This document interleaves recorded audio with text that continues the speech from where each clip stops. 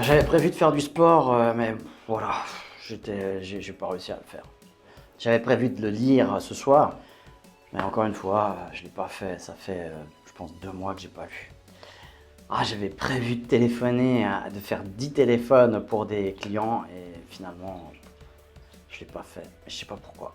J'avais prévu de réaliser ce projet-là et je le voulais, hein, je voulais à fond, hein, mais voilà, je l'ai pas fait, encore une fois.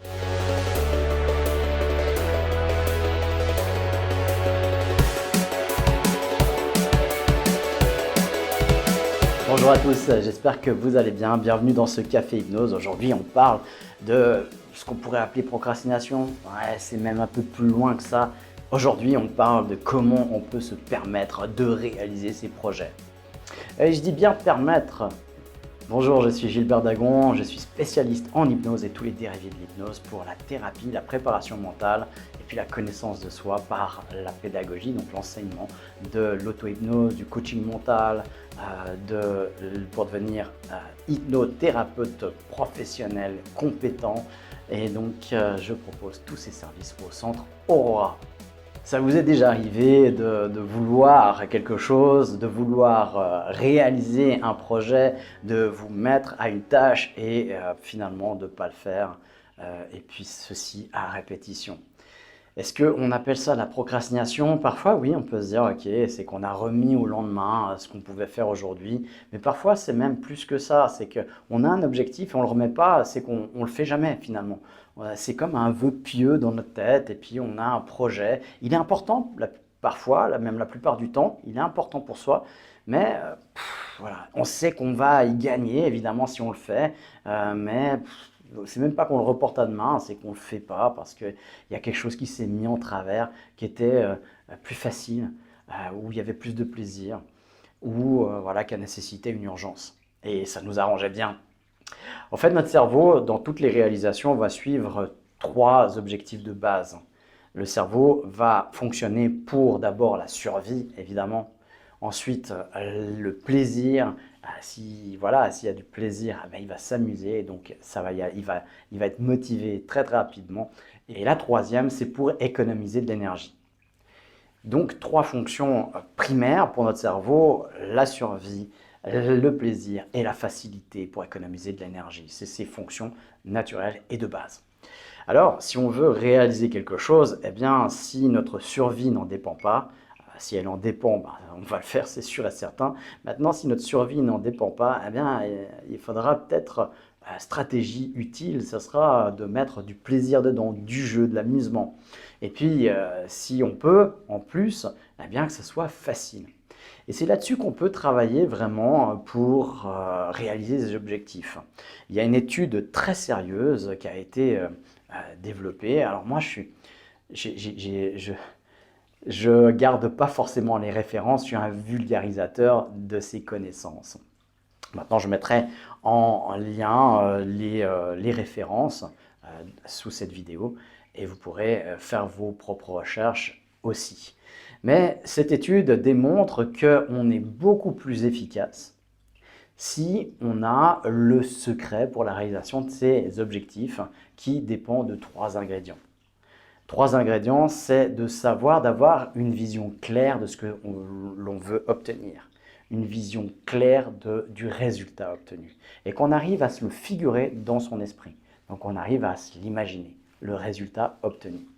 Ensuite, c'est le comment on va le réaliser, c'est-à-dire de définir des étapes. Qu'est-ce qu'il faut pour y arriver? Quels sont le chemin à entreprendre? Quelles sont les voies possibles? Et donc, quelle suite logique il faut pour arriver au résultat escompté?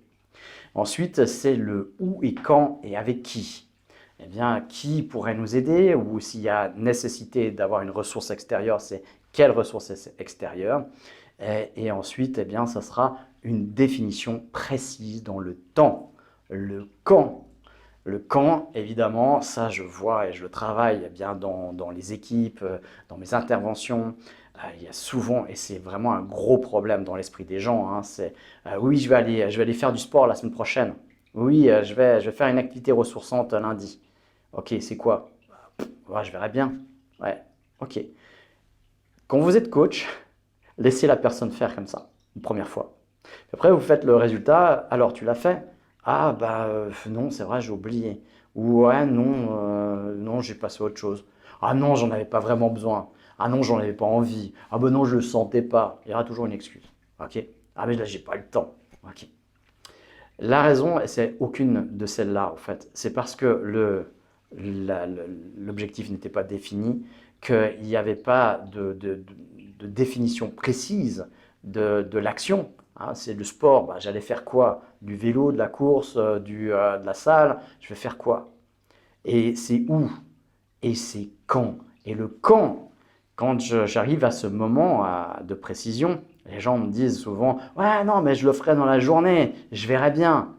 Alors je laisse faire, et la personne, évidemment, elle ne l'aura pas fait, parce qu'elle aura défini juste le jour. Et le jour, ça ne veut rien dire. Pour l'inconscient, le jour, ça ne veut rien dire. C'est une heure précise. Et c'est même pas le matin. Le matin, vous ne le ferez pas. C'est à 9 heures ou 9 heures. Et si on arrive à mettre un timing dans la tâche, eh bien, ça sera encore plus efficace. De 9 heures à 9h30. Parce que l'inconscient, il sait que c'est juste une demi-heure. Et puis il se dit, ah une demi-heure, c'est bon, c'est possible. Mais l'inconscient, il est général. Donc c'est lui qui fait bouger le corps, évidemment. Hein. C'est lui qui est aux commandes de toutes les fonctionnalités du corps. Donc du coup, si je lui dis pas quoi faire, ni comment faire, ni qu'est-ce que ça va engendrer, eh bien pour lui, c'est l'absolu. Ça me rappelle cette histoire avec cette patiente. Cette patiente, elle me dit, voilà, dans l'anamnèse et puis la discussion qui en découle, moi, mon besoin, c'est de partir marcher à la montagne. Mais c'est impossible. Et souvent, les gens finissent leur objectif par « mais c'est impossible ». Et quand on a cette phrase-là, on sait que c'est ça qu'il faut travailler. Et là, eh bien, je lui dis, oui, effectivement, partir marcher à la montagne jour et nuit, laisser tomber sa famille, son travail, c'est vrai que c'est pas possible. Elle dit, mais pourquoi vous dites ça? C'est pas vraiment ça, hein. C'est juste partir un week-end, partir marcher à la montagne. J'ai dit, ah bon, ah d'accord, parce que partir marcher à la montagne, non, notamment quand je l'entends comme ça, et puis pour votre cerveau qui l'entend pareil, eh bien c'est dans l'absolu. C'est partir jour et nuit, marcher à la montagne, et puis dans toutes les montagnes, et puis on ne sait pas où c'est, puis voilà. C'est en laissant tomber tout le reste. Elle fait, ah non, non, non, c'est partir un week-end à la montagne. Je lui dis alors de partir marcher du vendredi soir minuit jusqu'au dimanche soir minuit, et puis jour et nuit en laissant tout tomber, et puis voilà. Elle dit, mais non, c'est pas ça. Ce serait un samedi par mois, marcher à la montagne. Je dis vendredi minuit jusqu'à samedi minuit. Je dis, mais vous faites être expert ou quoi? Elle commence à s'énerver. Et elle me dit, mais non, ce serait samedi à partir de 13h30. 13h, je partirai de la maison, ou peut-être même 11h à la limite. Et puis je reviendrai vers les 19h, quoi, en gros, pour souper avec ma famille. Puis là, je regarde, puis je dis, vous voulez me dire que vous n'arrivez pas à vous libérer une après-midi par mois pour aller marcher au Diableret, par exemple? Puis là, elle réfléchit, je la vois partir dans son fort intérieur. Et puis elle me dit, mais bien sûr que je peux. Mais oui, mais pourquoi je ne l'ai jamais fait? Ben ouais.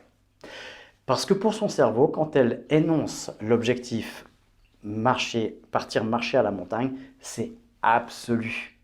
Aussi ridicule ça puisse paraître. C'est absolu. C'est jour et nuit en laissant tomber tout le reste. Et son inconscient lui dit, ne perds pas de temps d'y réfléchir, on ne peut pas, c'est pas possible, c'est terminé. Tu mets ça dans un puits sans fond et on n'y pense plus. Et il y a la frustration qu'elle a quand même, parce qu'il y a cet objectif, j'aimerais bien, mais je peux pas. Puis là, elle me dit, oh, ben oui, je peux, tout à fait. Je dis, alors sortez votre agenda, puis on va placer 3 week-ends sur les 3 prochains mois, vous pouvez le faire. Fait, non, non, c'est bon, il n'y a pas de problème, je peux y aller la semaine prochaine, je sais très bien. Donc du coup, je vais samedi prochain, je vais faire cette marche. D'accord. Je dis, sortez votre agenda et comme ça, vous le notez. Elle fait, non, j'ai pas besoin, non, non, c'est bon, c'est noté dans ma tête, c'est gravé. Elle dit comme ça. J'ai dit, sortez votre agenda et vous le notez dedans. Là, vraiment, mais elle était au summum du désespoir. Elle sort son agenda sur son téléphone portable, et puis elle regarde, elle va noter sur le truc, puis elle fait, ah non, merde, je peux pas samedi prochain. Ok, on se serait arrêté là, elle l'aurait jamais fait. De nouveau, parce que dans sa tête, eh ben voilà, sa tête n'est pas l'absolu, et qu'elle avait oublié qu'elle était prise dans autre chose le week-end prochain. Du coup, elle a repris un petit peu plus d'humilité et puis elle a commencé à regarder quel week-end elle pouvait et on a placé les 3 prochains mois avec l'objectif de mettre qu'à chaque fois qu'elle en faisait un, elle en replaçait un nouveau. Donc elle avait toujours 3 mois d'avance. Donc, et là, eh bien, le retour qui a été, eh bien, c'est qu'elle l'a fait. Et peut-être qu'aujourd'hui, au jour où je vous parle, elle le fait toujours. D'accord? Parce que c'est toujours un besoin. Puis après, peut-être qu'elle l'a tellement nourri que ce besoin n'est plus un besoin et qu'elle est peut-être passée à autre chose. Et oui, parce que les choses évoluent aussi. Donc, rappelez-vous de ça quand vous avez un objectif qui vous tient à cœur. Pas juste un vœu pieux comme ça qui dirait voilà, c'est pour faire plaisir aux autres, c'est pour me donner bonne conscience. Non, un vrai truc qui vous tient à cœur, que vous avez envie vraiment. Eh bien, pensez-y. Déjà, faites-vous une représentation mentale de l'objectif réel tel que vous pourriez le vivre. Ensuite, placez-le dans votre agenda où, quand et comment vous allez le faire. Avec qui? Soyez extrêmement précis sur ces détails-là et c'est prouvé qu'on tend à réaliser. Alors, je ne sais plus le pourcentage exact, mais c'est phénoménal la différence quand les personnes ne le font pas, ne passent pas par ce process. Ils ont juste un devoir à faire, une suggestion ou une envie et ils ne passent pas par ce process. Il y en a très peu qui le font. Quand ils passent par ce process, ça augmente énormément le résultat. Alors, si vous avez des projets qui vous tiennent à cœur, eh bien, vous savez quoi faire. Toutes ces choses-là, c'est ce qu'on apprend dans le cours coaching mental. Quelques notions aussi dans l'auto-hypnose. L'auto-hypnose, c'est plus un cours qui va vous apprendre à utiliser cet outil magnifique dans 4 utilités, dans 4 familles, on va dire même 5. Aujourd'hui, on peut même classifier une nouvelle, c'est la réalisation d'un objectif justement. C'est travail avec les suggestions, qu'on apprend rarement même dans les écoles d'hypnose, et ça c'est incroyable. Plus personne ne sait faire des suggestions alors que c'est la base de toute hypnose. Et bon, voilà. Ensuite, on a les métaphores, ensuite on a le travail d'encodage du cerveau, et ensuite on a la communication directe avec son inconscient. Voilà ce qu'on découvre dans ce cours, et on apprend à être autonome avec ces outils-là en 2 jours. Oui, en 2 jours. Et les enfants, eh bien c'est une journée, 3/4 d'une journée, et puis les ados, c'est une journée. Voilà. Alors, si vous êtes curieux, vous voulez continuer à vous développer, à comprendre qui vous êtes vraiment et à mieux utiliser votre plein potentiel, eh bien, rejoignez-moi, rejoignez-nous au Centre Aura. On est là pour vous transmettre ces connaissances-là avec générosité. Soyez actifs, créatifs et autonomes pour vivre libre dans la vie que vous avez choisie. À la semaine prochaine.